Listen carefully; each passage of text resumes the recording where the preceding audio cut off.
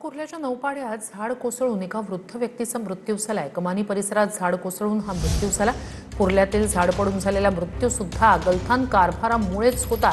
अप्रत्यक्षपणे महापौर रितू तावडे यांनी ही कबुलीच दिली। या झाडाबद्दल सुद्धा आधीच पत्र देण्यात आलं होतं, त्याकडे दुर्लक्ष करण्यात आलं।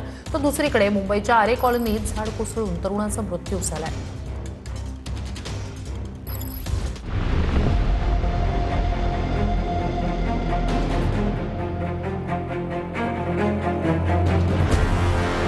कुर्ल्यातल्या नौपाडा परिसरात भलं मोठं झाड कोसळून 63 वर्षीय व्यक्तीचा दुर्दैवी मृत्यू झालाय। झाड कोसळून जखमी झालेल्या युनुस कुंडावाला यांना फौजिया रुग्णालयात हलवण्यात आलं होतं, मात्र रुग्णालयात त्यांना मृत घोषित करण्यात आलं। मुंबईमध्ये झाड कोसळून मृत्यू झाल्याची ही दुसरी घटना घडली आहे। याचा सीसीटीव्ही समोर आलाय।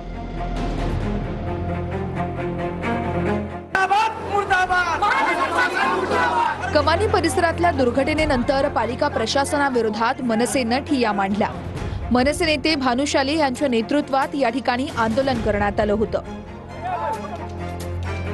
मुंबईच्या महापौर रितू तावडे आणि विरोधी पक्षनेत्या किशोरी पेडणेकरांनी तात्काळ घटनास्थळी जाऊन पाहणी केली आहे। आरोग्य समितीचे अध्यक्ष हरीश जी आहेत, त्यांनी पत्र पण दिलं होतं की हे झाड जरा डेंजर झोन मध्ये दिसतंय, तरी पण पालिका प्रशासनाने त्या ठिकाणी लक्ष घातलेलं नाही। हा सगळा चौकशीचा भाग आहे, हा आम्ही घेऊ। माझं म्हणणं आहे, सीसी रोड ज्यांनी बनवलाय, सीसी रोडचा कॉन्ट्रॅक्टर आणि ह्यावर असलेला प्रमुख अधिकारी यांना पहिलं ताब्यात घ्या। मनुष्यवधाचा गुन्हा म्हणून रील महापौर आहे आणि म्हणे मी रिअल महापौर आहे, आहातच, आम्ही आदर करतो, परंतु बालिशपणाने बोलणं करू नका। किमान मुंबईकरांच्या माफी मागा। तुम्ही ते बोलण्यापेक्षा तुम्ही या फील्डवर काम करा। पाऊस पडल्यापासून आजपर्यंत मी फक्त फील्डवर काम करते, रील स्टार नाही मी करत आहे। तिकडे आरे कॉलनीतही झाड अंगावर पडल्यानं एका मुलाचा मृत्यू झालाय।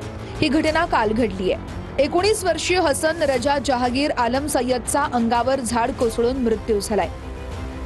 काही दिवसांपूर्वीच चेंबूरमध्ये शाळेच्या बसवर झाड कोसळून 11 वर्षीय विहान श्रीवास्तवचा मृत्यू झाला होता।